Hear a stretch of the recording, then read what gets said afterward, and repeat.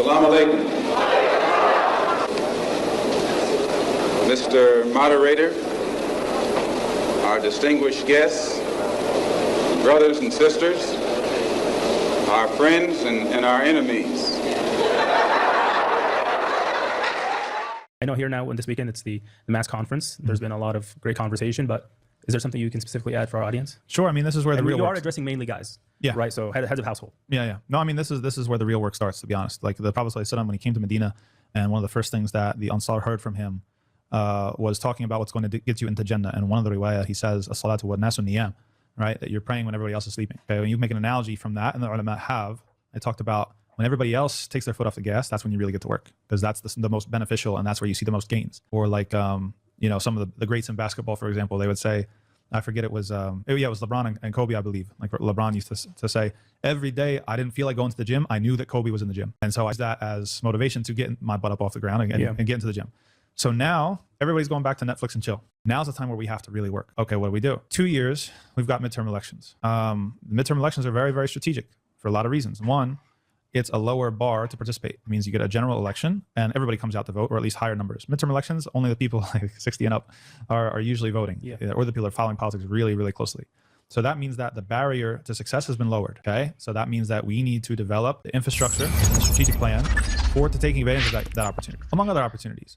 So how do you do that? One of the things that we absolutely need to do is we need to just start paying attention and mapping stuff. Like, we're too reactive in the Muslim community, and we've seen what reaction gets us. As the saying goes, an ounce of prevention is worth a pound of cure. That means that if you're able to intervene before it's too late, before it's actually a law or it's actually a policy or bombs actually start dropping, it's way easier than to stop it once it's already happening. So we need to go block by block and community by community and start mapping this out and getting organized. So I'm just going to share what we've been doing in Pennsylvania that I think can be a model. Now he's talking like a black civil rights activist. Like, what in the friggin' heck is happening here, man? There's no way I could be the only one seeing this, man. Like, what is he saying? If you believe in a democratic system, you do stuff like this. Do you know how many times we heard this same speech that he's getting in the black community?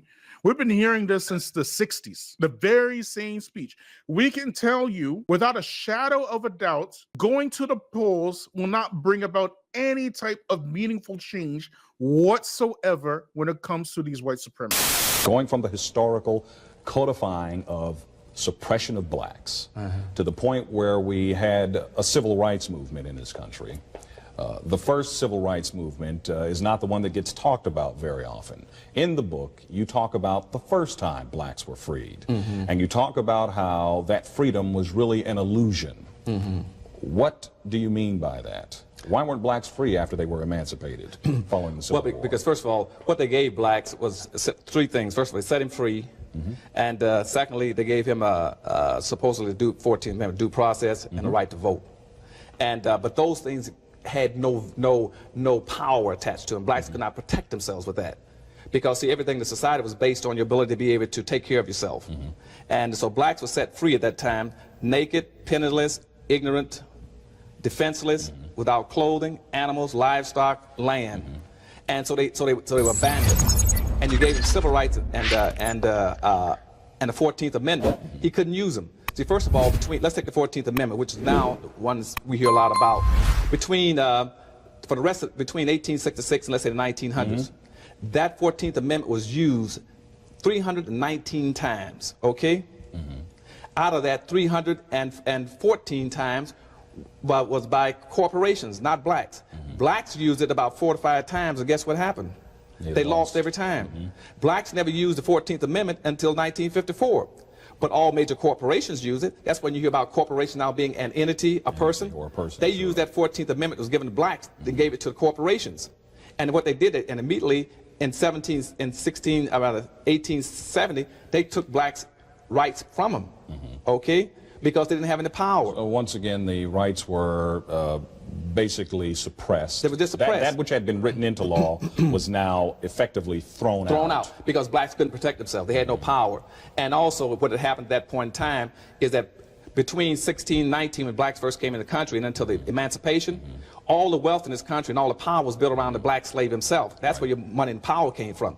contrary to what people keep talking about, well, you know, land is most important. Land was never important. Land, Daryl, was totally useless without blacks.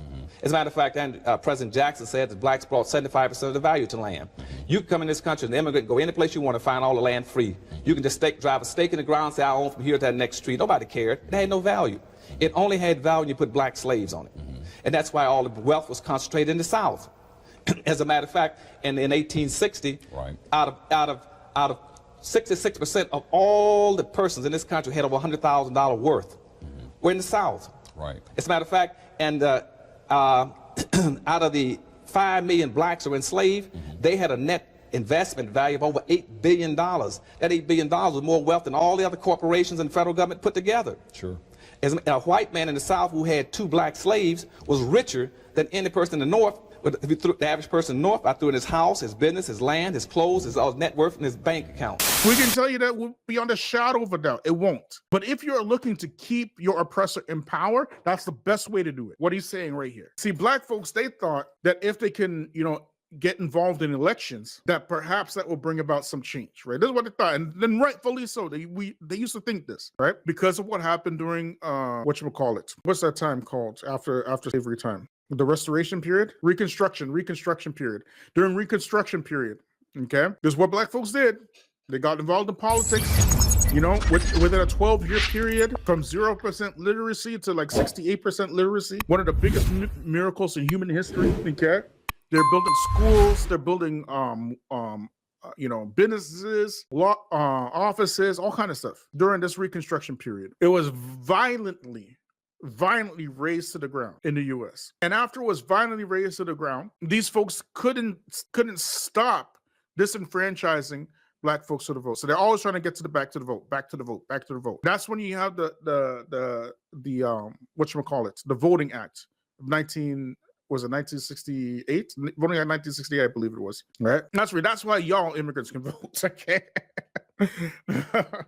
That's why y'all can vote today, okay? Because of that, okay? Right? So because of that act, right, we thought, okay, you know, now we can vote, now we can get some power, because we thought, you know, this is what the white supremacists used to tell us. You know, what we didn't know is that they were going to choose our leaders for us. They were going to choose who our groups were. They were going to choose, they were basically going to direct, you know, which ways black people voted and which times to disenfranchise. They decided all this stuff. We were thinking that these were free and fair elections because that's what they told us. Okay. It wasn't free, and it ain't ever been free, and it ain't ever been fair. Been selected since time, not elections. Selections. Donald Trump, he was selected, and it was easy to predict that he was selected. Very easy to predict that he was going to be selected. Which is why 3 million of your votes just happened to disappear during this election against Kamala Harris. And we said it before. If the Democrats wanted to lose an election, they couldn't have done a better job at the strategy that they pulled out. That was basically signaling that you want to lose election. Sort of like when Barack Obama became president the first time around. You know, Barack Obama was selected long before to be a president. They had some. Well, who was the guy who was running against? Some old, uninspiring, I can't remember. He's in a war veteran and stuff like that. Can't remember what his name was, but of course he was going to win. It was a no-brainer, okay? Of course he was going to win. He's out here talking like it's a 1960s civil rights movement. Well, we got to organize, we got to, we got to do this, we got to do that. Like, what are you saying right now? You cannot be serious. This is how we talking. So we said, oh yeah, John McCain, when Barack Obama was going against John McCain, of course Barack Obama was going to win. Are you kidding me? Of course he was going to win. So when Donald Trump went against Kamala Harris, of course he was going to win. And even if he was behind, they were going to make it so he won. It didn't make a difference. We were calling this years ago. The point is that we said many times, and black people, we need to do this because the immigrant Muslims, they got their own thing going. You're not included. They're not including you. They're not including. They all about supporting the white supremacists, keeping Zaddy in power.